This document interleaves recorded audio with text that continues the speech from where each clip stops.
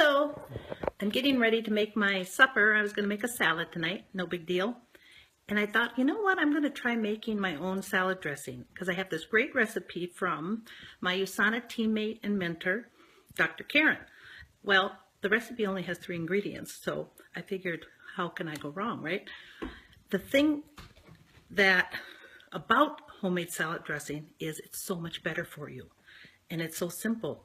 But if you go and buy it off the shelf, you really have to watch for hidden sugars, not to mention all that other ingredient additives and preservatives that it has. So tonight I made my own, and it was 3 ingredients. It was, here you go, it was virgin olive oil, balsamic vinegar, and then a Dijon mustard. Equal parts of that, and a couple tablespoons of that. And I shook it up in here. It's kind of an odd color, it's brown, but it's very tasty, very tangy.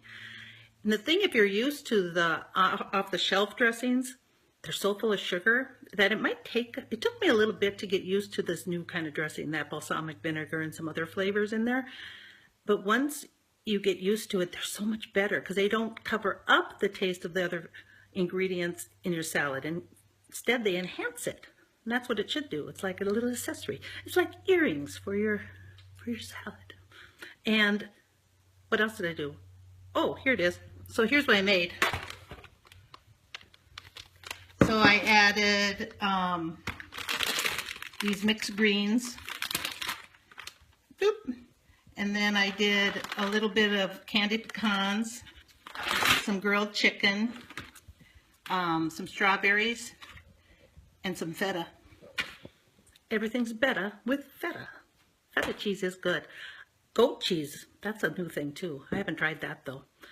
Next time. So that's the deal. Just wanted to share with you about the salad dressings, how easy it is to experiment with them and do your own healthy bit. Otherwise, have a wonderful weekend. Thanks. Bye-bye.